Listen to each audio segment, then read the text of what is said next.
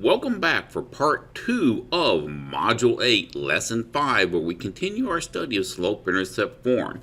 And we're going to start this one off with a video from our sponsors.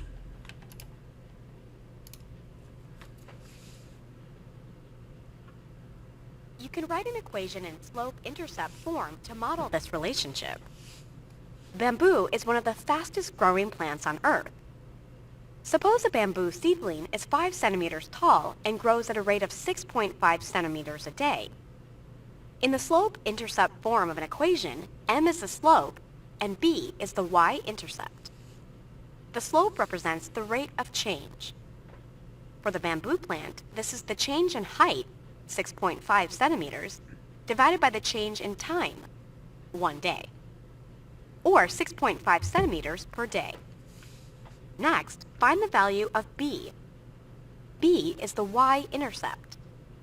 This is the initial value, or the initial height of the bamboo plant, 5 centimeters. Substitute the values for slope and y-intercept in the equation. Substitute 6.5 for m and substitute 5 for b in the equation.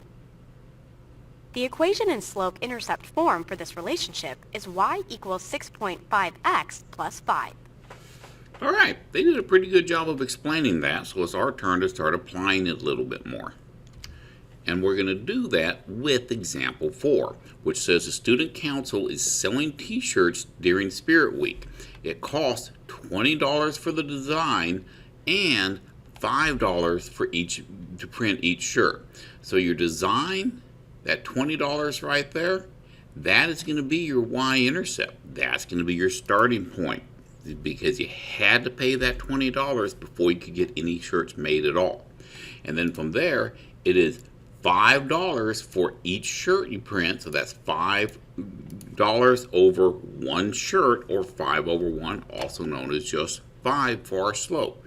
From here we can take and write the equation in slope-intercept form. Now, they're going to go over all this again. The slope represents rate of change of the cost per t-shirt, which was $5 to print each shirt, and the y-intercept represented the initial cost of the design, and that one-time fee. Anytime you hear a one-time fee, that one-time fee is going to be your y-intercept, also known as $20 here. We're going to check that. That part checks. Now we're going to take and use this to create our slope-intercept form of the equation. We're going to select some buttons down here, and you can see the slope. That changed down to be 5 because we already established that 5 over 1, also known as $5, is going to be your slope. Your y-intercept, that's going to end up being the $20, the initial cost that we started with. And that gives us the equation of the line that is y is equal to 5x plus 20. Really is pretty simple here, isn't it?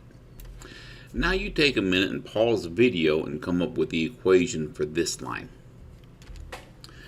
Mark works at an aquarium and often cleans the fish tanks as part of his job. In order to clean each tank, he first drains the water. Each tank initially holds $150. That's your one-time fee. That's going to be your starting point. That's going to be your y-intercept. The water is drained at a rate of 2 gallons per minute, so 2 gallons over 1 minute, but it is a draining, and because it is drained, that's going to be a negative 2 over 1, because the height of that water, the volume of water in it, that's dropping, so it's going to be a negative 2 over 1, also known as just negative 2. So my equation of the line is going to be negative 2 times x plus the 150. Hit accept and check. That's all there was to doing this problem. But what if they gave it to us as a table just like this one? Well, guess what? It's still really simple to do. First thing we need to talk about, that y-intercept. The y-intercept is the y's value where x was equal to 0. And you see this line right here? X is 0, y is 10. The y-intercept is 10. It's that simple. Now finding the slope, just a touch harder to do. One of the formulas I gave you for slope was a change in y divided by the change in x. So let's take a minute here, hold on.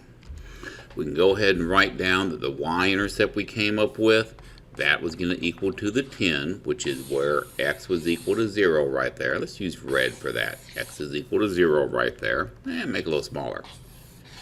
Now, one of the formulas we had for slope we talked about was the change in y divided by the change in x. Well, if you take a look here, my y value is changing by increasing 12 every time. So that's going to give me a change of y of 12, and my x, it is increasing by 2 every time. So that's going to give me a change in x of 2. And of course, that simplifies down to be 6 over 1, or just 6. So my my slope is going to be 6. We can go ahead and take and put that m down there as 6 if you want. So the equation, y is equal to 6x plus 10, will be your equation of your line and slope-intercept form. If we jump back over to the textbook, you're going to see that's exactly what they came up with right here. They just didn't explain it quite as nicely as I did. In example 5, Amanda is reading a new novel for her language arts class, which probably means they're going to either kill a dog or create a hero that we all love and then kill that person, or they're going to kill a child. They're going to kill somebody or something that you really like, because that's the only kind of books that Miss Gill knows how to give you all. I like harassing Miss Gill about language arts books. They're horrid books. But anyhow, the table shows the number of pages that Amanda has left after a certain number of hours she spent reading. Write an equation in slope-intercept form that represents the data on the table. Well, I'm going to take and do it separately real quick, and then we'll go back and look at how they want to do it, because I want us to kind of be able to draw things out as we're doing this. First thing we need to do is we need to be able to find our y-intercept. And remember, the y-intercept occurs where x is equal to 0.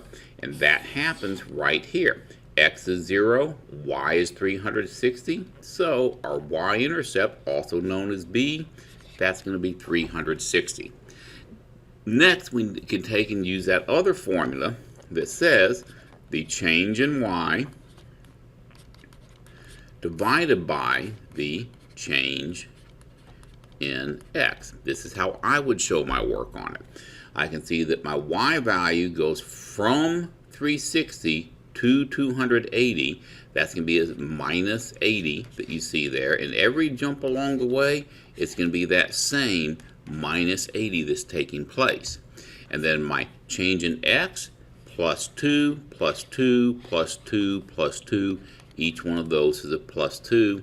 It's going to give me a positive 2, and then that simplifies down. 80 divided by 2 is 40. Negative divided by positive is going to become a negative 40. So the equation of my line right there is y is equal to, my slope was negative 40 times x plus my y-intercept. That's going to be the 360 for the final answer. Now jumping over and looking at how the textbook says to do it. Well, first thing they do is they say that the hours increase by 2, the pages to the left decrease by 80, and so they gave you the same change in y divided by change in x that I gave you, and that gave you negative 80 over 4, also known as a negative 40 for our slope. Check that. That worked good. Next thing we're going to do is we're going to find the y-intercept. The y-intercept was right here where x equals 0. Your y is going to be 360. We're going to check that. That checks as well. And then finally, we're going to take and write the equation, which was y is equal to a negative 40 times x plus the 360. Check that. There's the equation of your line. Easy math. And for your last problem today, I want you to stop this video. I want you to write the equation of that line using the skills we just learned. Now, first thing I want to look for is my y-intercept, because my y-intercept always occurs where x equals 0. And in this one, it's a little different place on the table, but it is still going to occur where x is equal to 0, which is right there. Here's your x equals 0, so my y-intercept That's going to be 5. So I can say that my b value is going to equal to 5. Next, working on my slope, which is my m value, I can use the change in y divided by the change in x. My change in y is going to be a plus 2 there, a plus 2 here, and a plus 2 here. So my change in y is a positive 2. Meanwhile, my change in x is going to be, it's kind of tricky at this point. That's a plus 4, going from negative 8 to negative 4. Negative 4 to 0, that's plus 4. And 0 to 4, that's plus 4 as well. So my change in x is going to be a positive 4. That means my slope, my m value, is going to equal to 1/2. So my equation of my line, we're doing it in y is equal to mx plus b format. So y is equal to my m, my slope, is 1/2 times x, and the b is going to be a 5, which I have right there. Now all we have to do is jump back over here, type that in, and check it. So we have a fraction, 1/2 times x plus 5, and accept, and check. The answer checks. That is it for this lesson. Go ahead and stop your video, get busy working on your homework, and let me know if you have any questions tomorrow.